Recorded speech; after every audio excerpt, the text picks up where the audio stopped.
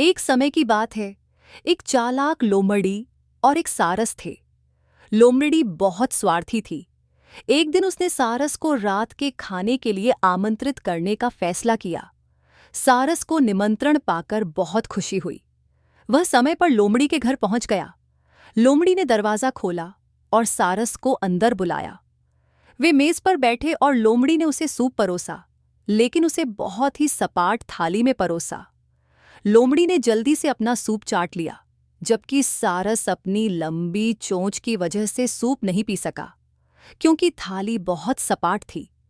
सारस भूखा और उदास घर चला गया। अगले दिन सारस ने लोमड़ी को अपने घर खाने पर बुलाया। उसने भी सूप परोसा, लेकिन इस बार उसने सूप लंबे और संकरे गिलासों में परोसा। सारस ने अपना सूप मजे से पी लिया, लेकिन लोमड़ी अपनी जीभ से गिलास में से सूप का स्वाद भी नहीं चख सकी।